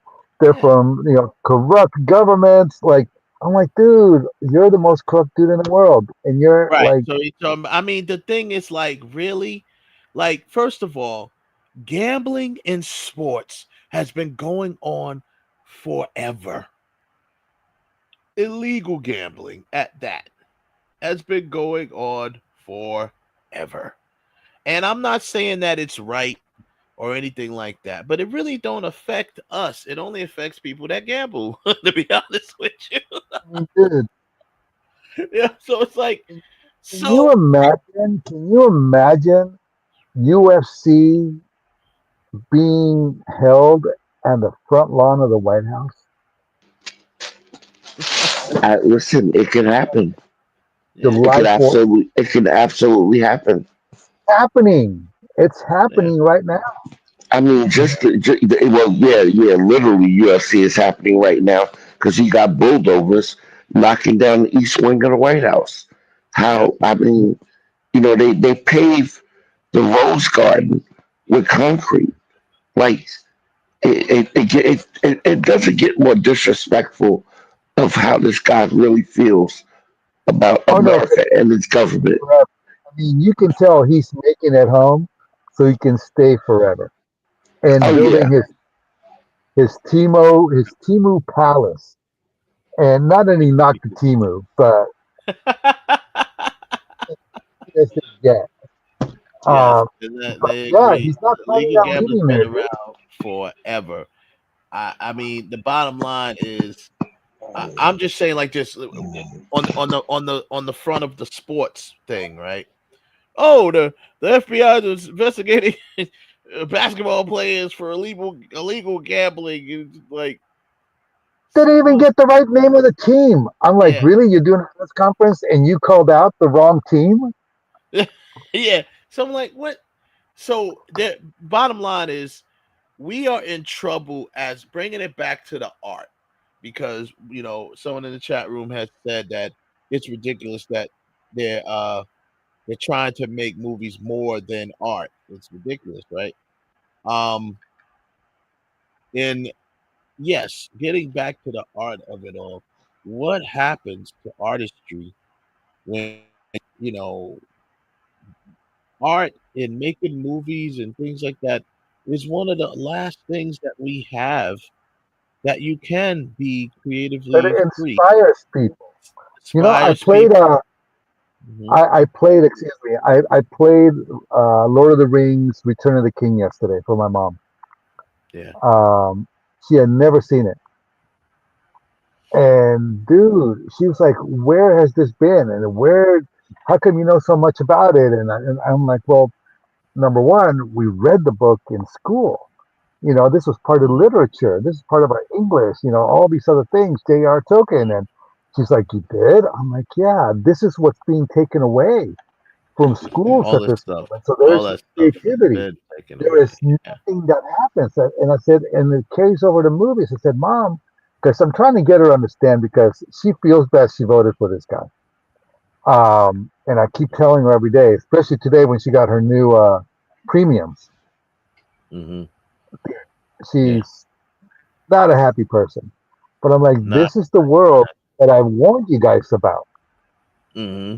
And And it's exactly. just the tip of the iceberg. It's just the And beginning. then I played her a clip of Linda McMahon saying California should be more like, more have the academic stature of Alabama. I'm like, Alabama's ranked last in education. She California was is like thinking. number one or She two. was thinking about wrestling. But not only that, Tony. California pretty much subsidizes states like Alabama, Mississippi, Arkansas, Okay, any so any all any state that is financially pinched. States like New York, all the blue states basically subsidizes them. well, the only guy that's actually standing up, and again, I'm going to go back to politics a little bit when it comes to this, because he's already spoken about it, was Gavin Newsom. And I know he's my favorite. He's a lot of people's favorite. People don't like him for whatever reason. He's too polished or whatnot. But dude, he is the guy. He is literally, besides, like I was saying earlier, Jasmine Crockett and AOC and Pritzker, those are the only guys that are trying to tell the world this is what's happening. Just think what's going to happen in entertainment. Yeah. And he talks about it's Yeah. like entertainment is screwed if Trump gets his hands on it. Yeah, the entertainment. I mean, the fact that government period when they start putting their Can you hands imagine Trump and deciding to sports get is the part of tax credit? entertainment too. It's sports, but that's part of entertainment to me Oh too. yeah. And first of all, we all know, oh, sports is corrupt and blah blah blah. Listen, like I said, that's been going on forever. I don't want to hear about that. I watch sports for entertainment. I don't bet on sports. I'm not a gambler. So I watch sports for purely entertainment. Now you step it on that. Obviously, I'm a creative. I'm a filmmaker myself, as we all are, and you know, this obviously the reason why we're having this discussion is because it hits home for us. It's very personal. As you know, Tony, creating something it out of your brain and bringing it to the world is very personal. You know what I'm saying? So can you imagine you've been doing it as a filmmaker that's, free to do things on your own because you are your own, you know, entity, right? So can you imagine somebody telling you, nah, that character you made, yeah, he's a little too woke. I think you need to change it. You get rid of them. Yeah. You need to get literally that is. I mean, we have a system in the entertainment business that is very gatekeeper minded as it is. Just It is. imagine. Exactly. Imagine what it would be like under this regime. Yeah. Imagine Paramount Pictures having so much power. Netflix and Amazon and Universal, they still have a very creative nature, which is fine. Yeah. But imagine Ellison under the thumb of Trump telling him what to do, what to get rid of, what and how to get things done, who to approve tax credits from on a state by state basis, and who to do whatever. Dude, it is so scary. It is really scary. And the sad part, when you look at things, Warner Brothers needs a good box office hit. Hopefully, a little bit will come from Mortal Kombat, which they already agreed with part 3. But Paramount, come December, Turtles is going to blow away anybody or any film that comes out during that period. Yeah. And Paramount is going to have another huge hit. And it's going to give them more reason to say, look, we did better than you guys. You should let us take your content and we'll make it better. It's kind of like Marvel doing it with all the characters that Fox owned and Sony. You can still keep Spider-Man, but we're going to help you. We're going to advise you. We're going to help mold them into something that works. And that's what Paramount's going to. But it's going to be the evil Paramount. And the evil Paramount. and it's dude. And I'm not knocking Tom Cruise and Skydance, but dude, that guy is so up Trump's ass also. And it's not even funny. Oh, Tom Cruise. Yeah, I'm saying that Skydance obviously produces all of those films, all of his stuff. So I mean, there's really it's gonna be interesting to see what happens. Now, Warner Brothers allegedly has turned down 3 offers from Paramount. The first guy to come up with $100 billion offer, or 80, it's going to be the one. Netflix has the. Amazon has the money, of course they do. Of course. Paramount, they don't have the money themselves, but Ellison does. Yeah, he does. No, Paramount's dude, they've been bleeding money for the last. Yeah, they've been bleeding money for a while. I mean, of course they produce all of the Top Gun and Mission Impossible saved them. Yeah. But other than that, every movie they've had has been a flop. Yeah. Yeah, the Mission.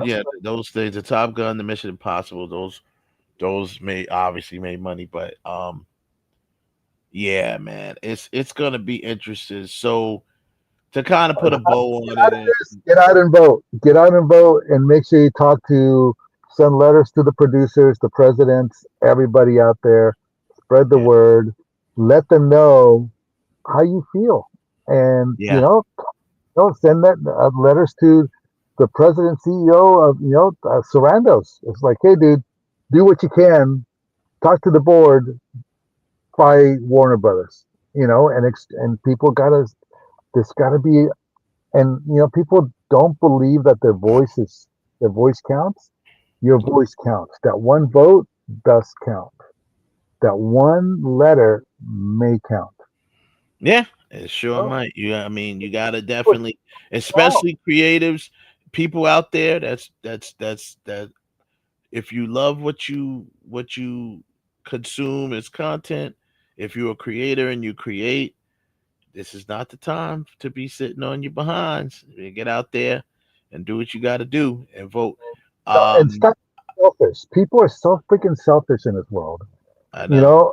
It's about. I just gave blood, and I did it because I want to help. But I'm 60, bro. Like my parents and everybody before that worked so hard to leave a good world for me to grow up and do what I need to do and bring it to my kids. We're doing this honor for our kids, because we're not, everybody's lackadaisical, whether it's entertainment, politics, whatever. We gotta stop thinking beyond ourselves. Yeah, you got to. Because the whole selfishness is not going to work. Diversity. Who cares what Scotch Breath says? We're a people of diversity. Our diversity makes us strong. Diversity in stories makes entertainment. Yeah. And that's what people got to remember. It's like, I was talking with somebody. I let them read one of my scripts, and they're like, "Oh, hey, bro, if you got ideas, I got ideas for casting." And I'm like, I started laughing. He's like, "Why?" why are you laughing? I'm like, dude, you didn't read the script. He's like, no, I did. Here's what I'm thinking. I said, did you see the way that people spoke and all that? I'm like, if you didn't understand that the two leads were black, I don't know what to tell you. And he's like, what?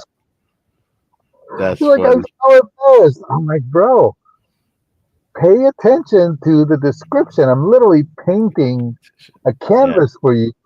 And you know these kids are black on the first 3 pages. He's like, oh, I'm so embarrassed. I'm like, dude. And he's like, but why are you doing that? I'm like, bro, diversity. Yeah. And I went I years mean, ago, diversity. yeah, and that's we might get less of that too. Definitely gonna get less of that. So much less diversity and Yeah. DEI and all this stuff. I mean, it's like, the funny And it thing is really that affects the workers too. It affects the people behind the scenes, the dude, crewmen. And, all the crews and all. yeah. Do you know how many gay and trans people I've had on my sets before? Do you know how much work those people are going to get now? I don't give a fuck about the local union 365 or whatever. They're going to do whatever Trump wants them to do. They're going to do whatever these other guys want them to do. Oh, they're bad for you, and they're gay or whatever. It's like, dude, no, live and let live. What's wrong with you? Yeah. So I mean, if you are, and I'll kind of close it with this, especially I speak to the fans of Warner Brothers, the fans of DC more so. Like a lot of the fans that I know of Warner Brothers are fans of DC. So now they're, and as you know, we talked about it a lot. The the DC fans are, they were very excited about the future of the DCU, and the ones that really took to the Superman movie, and what he's setting up with the Creature Commandos, with the Lanterns coming up, with the Peacemaker. And I have to say, sadly, Gunn is already looking for an exit strategy. He already knows he's on the way out, dude. He's on the way out. For him to make that statement, he's planning his exit strategy. He's probably hoping he can keep something going with it, but he's going to not be working on it. He's going to leave before they get a chance to fire him. Put it that way. Well, they're keeping Batman, so Batman is still going. The Batman, the one outside of DCU. Yeah. Right. So Batman. That guy's still gonna go. That movie looks actually good. I'm actually surprised that it's going as well, and I've read a lot of reviews and a lot of people talking about the script. So, the Penguin, great TV show. But dude, they don't have enough of those. They just, things need to change, and Gunn just, I was not a fan of Gunn taking over. Right. I gave him a chance, and I still like Superman. But I got you. I still like Superman, but not Crybaby Man or whatever you guys named him. No, shout out to our boy Bruce Penn, who came on, and he was saying also shout out to our boy Kirk Lindo. He called him Super Guy. So, anyways, yeah, he's more like Super Guy. I liked where he was going with it, and unfortunately, we're not going to get the Supergirl that got teased. It's funny because I watched the Flash. I mean, they're filming it. I think they did film it. The Flash, but I don't mean it. Have you had a chance to look at the Flash? A few edits, and I talked to I read the director. I talked to somebody that talked to the director, and I forget his name right now. He's like, that was a studio edit. It wasn't even his edit. That wasn't his edit. And the same thing with the Suicide Squad. And it's like, it's like, dude, just leave the creators alone. That is the problem. That's been the problem with Warner Brothers from the beginning. We've always talked about that. I know Ralph is under the weather. That's why he hasn't been talking. But he's always side. I missed the dark side. I missed the robot.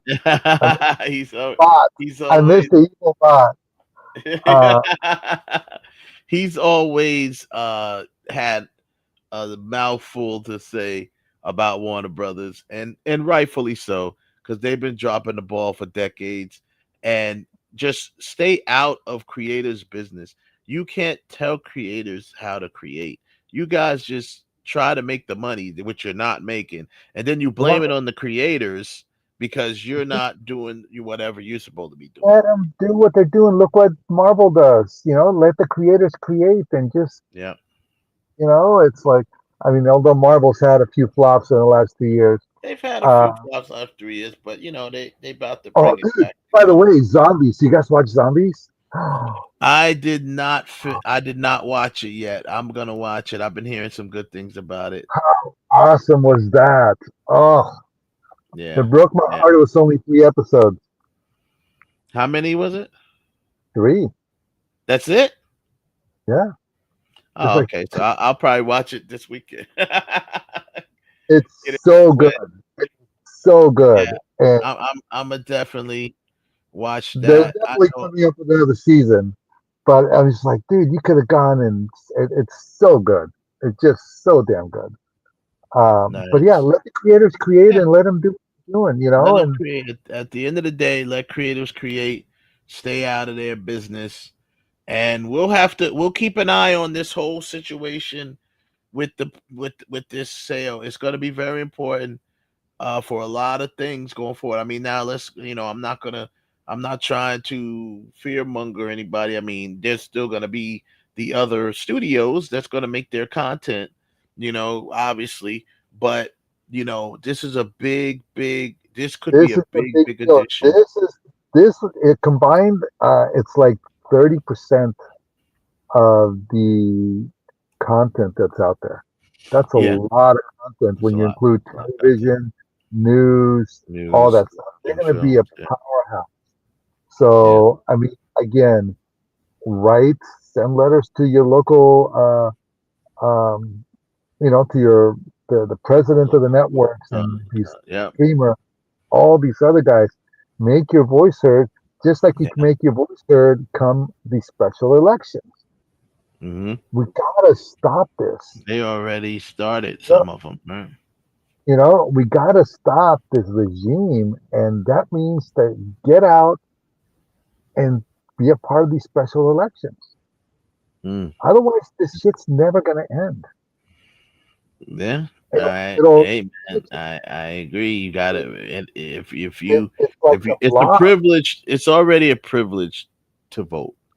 Don't throw that privilege away. All right, go and do it. It's moving ever so slowly and getting bigger and bigger. You got at some point, stop it. Yeah, you have it. So, but we will follow this. We'll follow this story as it develops. We'll bring you more news, and I just want to thank But you obviously see my posts. I'm very passionate about the whole things happening to this country.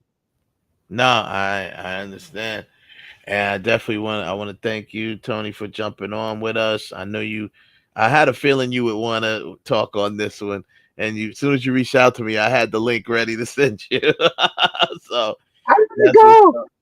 always a pleasure, my friend. And I want to thank my guest, Bobbi Jo Kitchen, who came on and talked about her cool. stuff. I have to watch your show, so the part of it, so I can see what the whole thing was about. She's cool people, man. She's a very cool person. Really, really admire what she's doing, and she's been through a lot, man. She didn't even talk about half of the stuff she's been through. She can ramble it off fast because she's got it. She's been through it. She's she thinks at 1,000 miles an hour. You can tell she got a lot going. But but we want to thank her, and yeah, man. Before we go, I'm gonna leave y'all with this last note, and then we'll end the show. So thank you for everyone for showing up. We'll catch y'all next week. Kevin, good to talk to you, buddy. And Ralph, it was good to hear you for a second. Yeah, that's what's when you strip away all of the headlines, the deals, the noise, what's left is people. People who create, fight to be heard, and people who survive. Tonight, We talked about billion-dollar companies playing chess with the culture, Warner Brothers, Paramount, and the politics behind it all. But we also heard from Bobbi Jo Kitchen, who reminded us that ownership is not just about contracts. It's about self-worth and knowing who you are when the world tries to write your story for you. So whether you're building an empire, rebuilding your life, or just trying to keep your dreams alive, know this: you own your voice. Don't give it away to fear, power, or politics. As always, leave your thoughts in the comments, like and share, and subscribe to the IE Network for more content. For the Jedi Council, I'm Wes Clark, the director. This is Real Talk. And remember, you can love us, you can hate us, but don't forget about us. Good night. Don't you forget about me.